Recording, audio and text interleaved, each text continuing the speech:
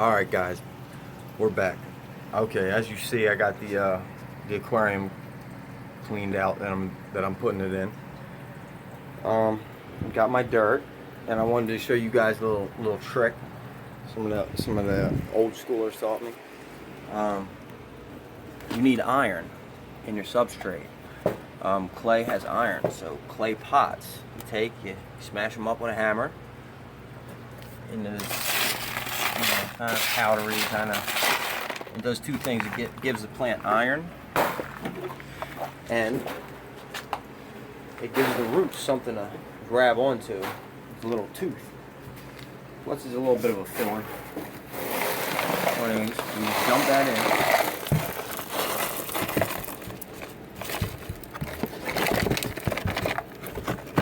Sorry. Just dump that in. And you get it mixed up in there.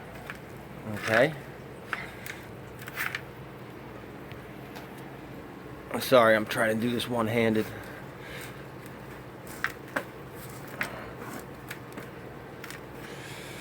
Another thing that I've done before that I don't know, I think it does something, is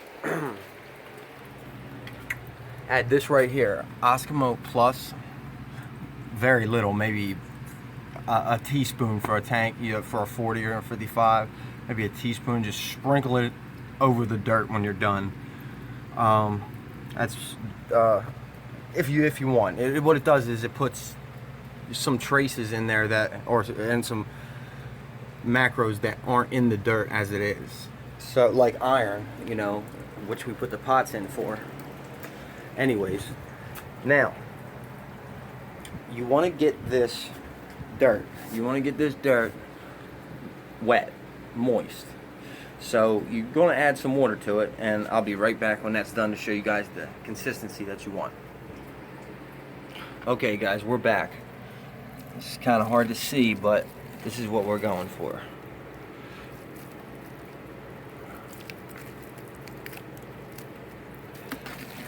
Okay? So that we can compact it, get all the air out of it. Make sure you stir the bottom good. Make sure you get all that dirt to really get wet, or else it'll try to break through your cat.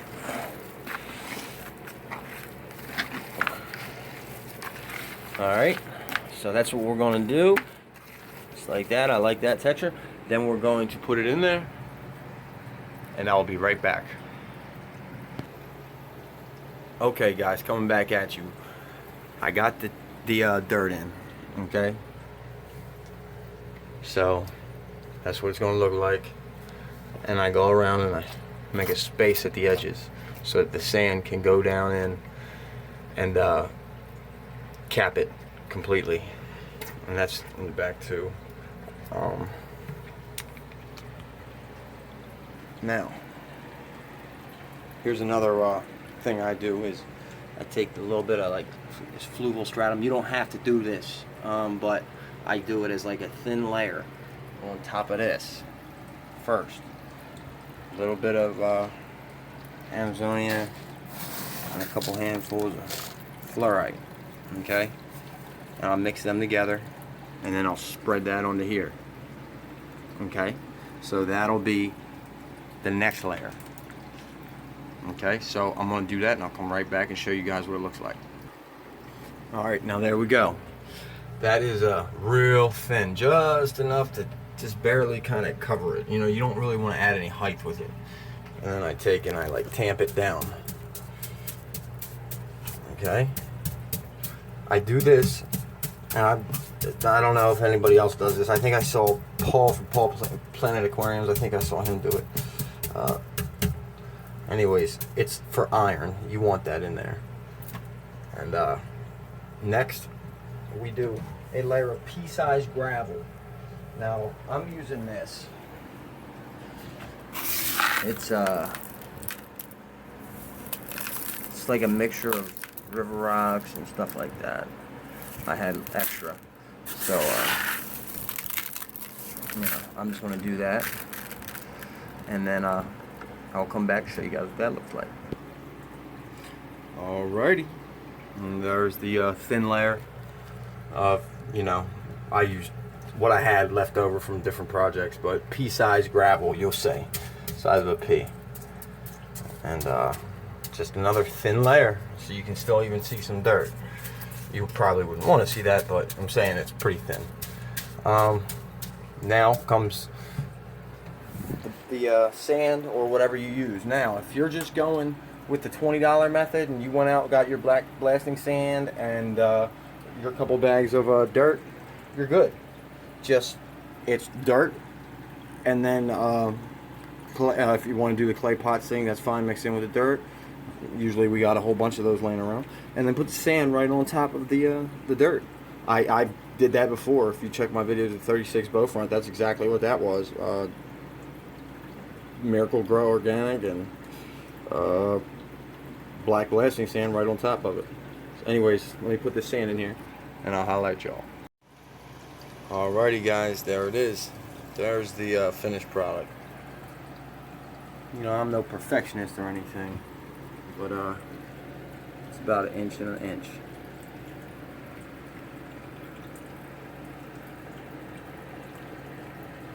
And I like the look of the, you know, I like it. Like I said, I'm weird, but I think it looks cool. You've got to make sure your cap is right. I want to stress that. When I did the tank before, I did the dirt. I mean the cap. This. I did it just a little bit too thin, and I had spots that eroded, and then the dirt would touch the water column, make the water cloudy. So I've learned that it's better to go a little, you know, if you go a little over 1 inch, okay, it's better than going under. All right, and excuse me, guys. I'm trying to think of anything else I want to leave on. Oh yeah, this part I'm not going to put it in the video. Probably the whole filling up process, but you're going to want to do about 5 water changes. I mean 100% water changes. You're going to want to do about 5 of them over the next few days.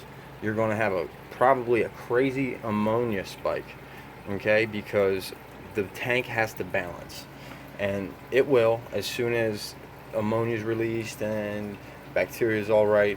And I don't care if you got an established filter or not, I wouldn't keep fishing it through the process. So I'm going to do this fishless. I would recommend that everyone else does this fishless, because you know, I don't want to put any fish through that kind of stress. So anyways, you're going to want to, I usually fill it up. I explained this in another video. I usually fill it up to about here and then drain it, and then fill it up and then drain it, and then I fill it up. Okay? That gets the silt and what sediment we have on the top, it gets it out of there. Anyways, your water's going to be cloudy. You just got to hook a filter up, let it run. You know, hang on backs work.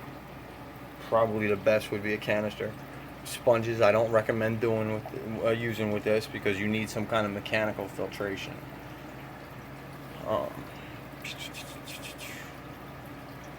When you fill it, this is very important, guys. Very, very important. When you fill this, you have to be gentle. You cannot take your hose up here or take a bucket and spill it in. No. Those days are done now. You have to be extremely careful. I mean, careful.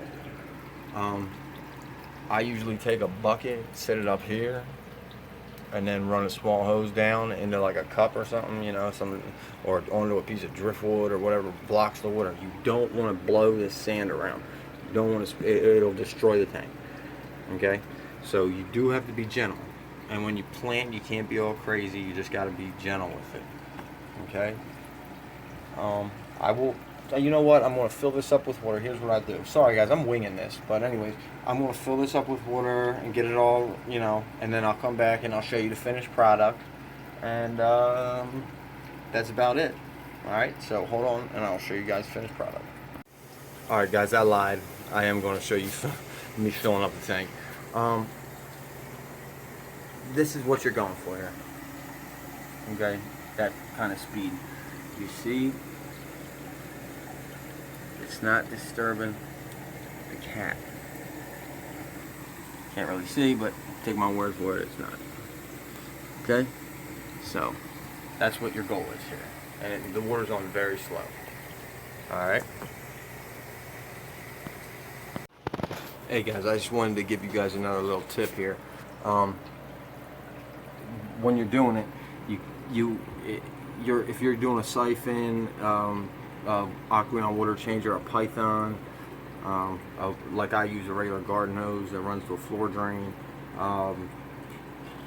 you know, the usual hoses to a bucket, you're going to find that you can't get it too close to the substrate, or else it'll lift all the cap off, and then it'll end up being exposed and sucking the dirt up.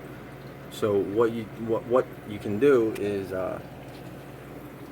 put a sponge, like a spare sponge, clean, like you know, aquarium sponge, no antibacterial stuff, and just kind of put it in there so it rests on the bottom and it keeps the sand from sucking up. So that'll save you some headache, because if you mess up the cap, you're done. Anyways, take it easy, guys. Good luck. Okay, everybody, there's the as far as the dirty tank goes, this is it. There's the finished product. This is after 3 water changes, like 90% water changes, and it's still, you know, hazy.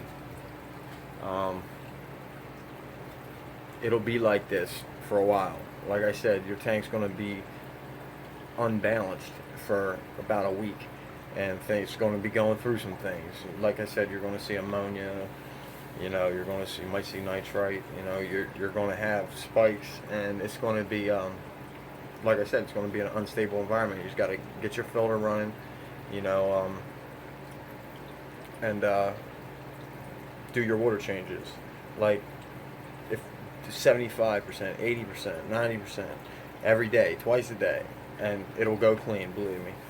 And then you know, you got to plant and all that. So I'm going to plant now, because I figure this water will be coming out tomorrow, so when you plant, it's going to get a little dirty because you're poking down in the substrate. So it's best to do it right before water change, and then change that water out. I use tweezers to plant in dirty tanks, something like that.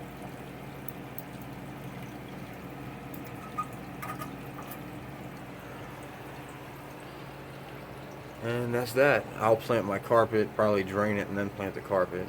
Besides that, everything else I plant as is. Anyways, thanks for watching this series, guys. Well, 2 videos. I hope somebody got something out of it. And hit me up if you got any questions at all. I'm here. And good luck, guys. Bye.